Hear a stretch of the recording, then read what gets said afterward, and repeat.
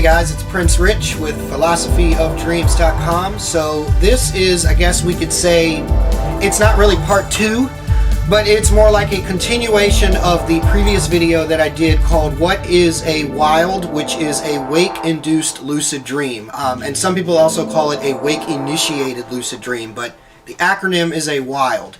Previous video that I did was about what is it, and I described what it was, and I described one of the ones that I had. It was actually the very first wild dream that I had.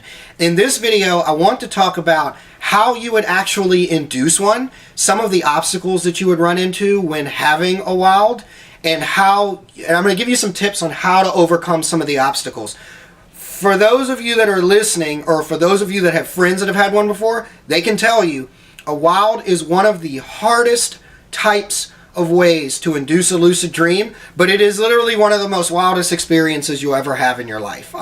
It's up there, but probably for me, it's one of the wildest experiences I've ever had. The only other thing that comes close to a wild, well, actually, I would say it's probably more wilder than a wild, was an outer body experience, which I've only had 2 of those. And one was scary, and one was definitely wild. So, anyways, how to have a wild. So in the previous video, like I mentioned before, there is a particular setting, or what I like to call a primer, that you need to have your body and mind in. Your body needs to be, if possible, it needs to be physically fatigued. Whether this is from exercise, whether it is from a long day that you had at work, which I think for the average working person in the United States is pretty easy, or whatever it may be. You know, if you're trying to prime for one and you didn't exercise or didn't work, go outside and run for 20 minutes, you know, before bed, and come back and get ready for bed. So you need to have the body essentially primed and fatigue for sleep. It needs to be tired, but your mind needs to be awake. Because the key here is you want your body to physically fall asleep while your mind is psychologically alert. You're aware. So however you try to do that, I've gave you some suggestions, but I'm sure some of you may have some other suggestions out there as well.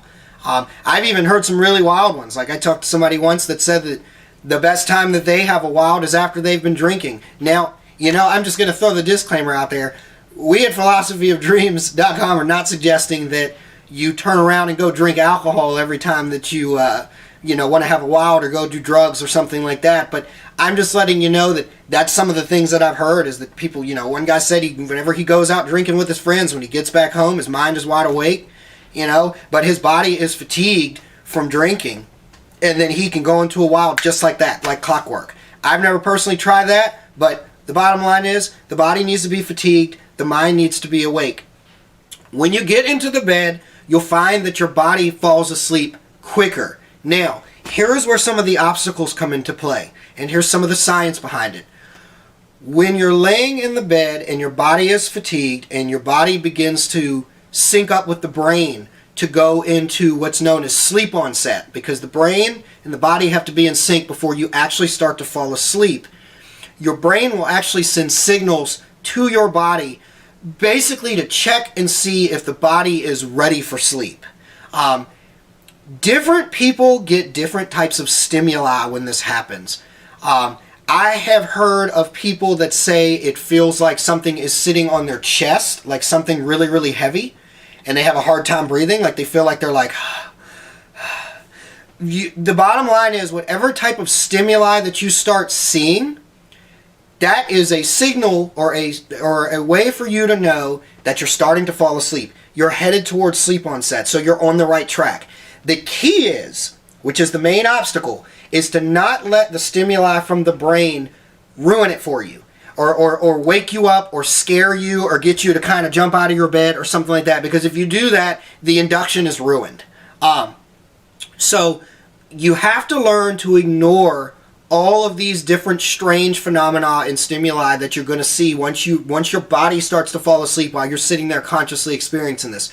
Some of them are weird, some of them are very unpleasant, and some of them are just god-awful scary. I'm just going to be honest with you, but you have to learn to ignore them. None of them can hurt you, none of them can kill you. The most common ones are the feeling of suffocation.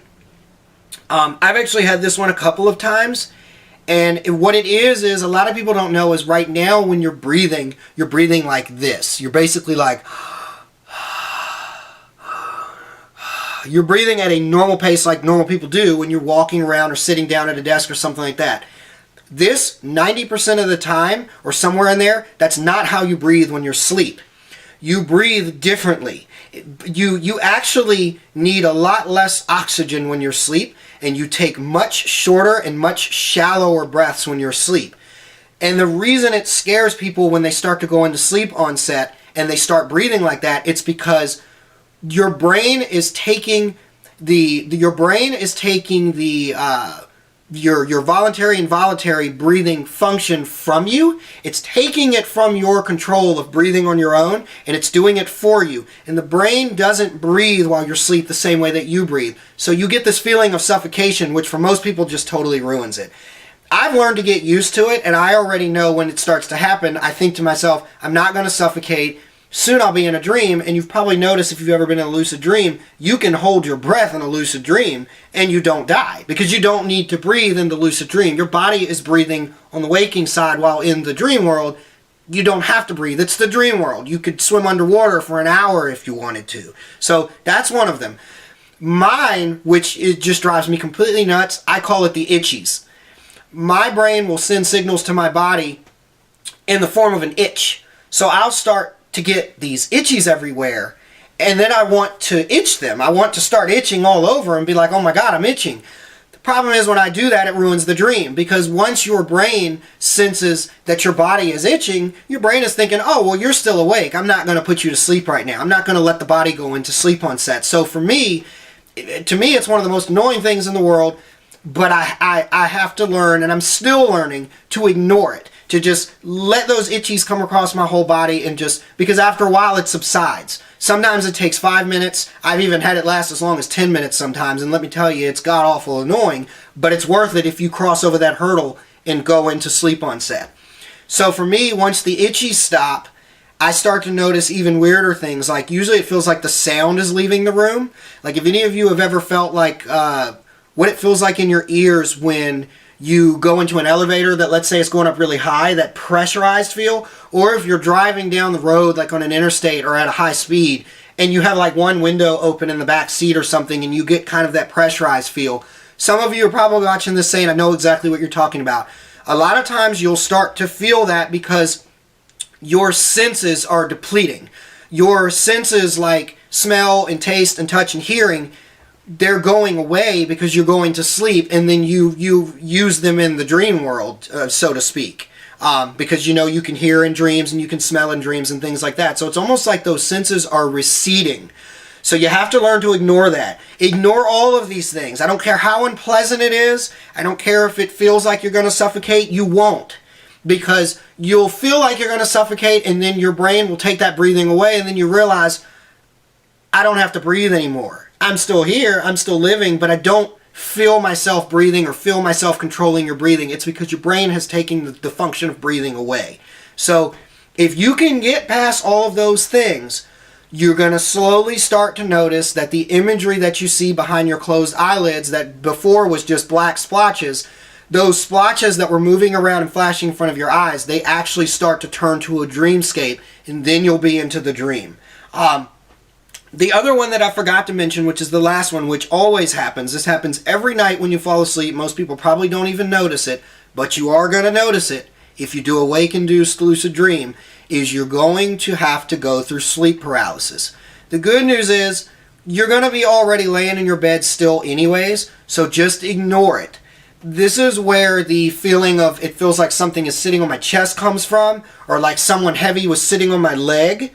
When you, this is also why, like, if you look at like old folklore or old studies of dreams and stuff like that, people thought that it was spirits. They thought it was like evil demons or spirits from the underworld that came, and a demon that sat on your chest or something like that and stopped your breathing temporarily. That's what these are. It's the onset of sleep, and it's the onset of sleep paralysis. So just do your best to ignore the sleep paralysis, ignore the itchies. That's my hardest one.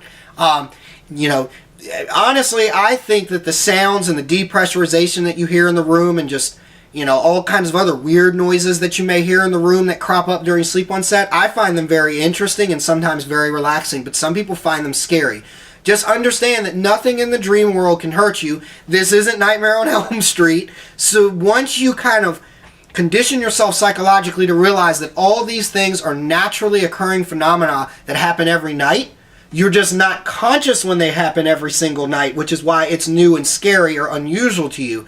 Once you realize that and condition the mind for that, you can go into a Wake Induced Lucid Dream no problem. So there's my explanation on how to have a Wake Induced Lucid Dream and some tips on how to get around some of the biggest obstacles. I hope this video helped. If any of you that have been trying to have one have any questions, you can either comment on this video. You can also go to our website, philosophyofdreams.com, and you can actually message me directly. I welcome all types of questions on this, and I'll help you in any way that I can, and recommend to you any types of books or resources as well that talk more on the subject. So again, Prince Rich with Philosophy of Dreams. Don't forget to subscribe to our channel, and I'll talk to you guys again soon.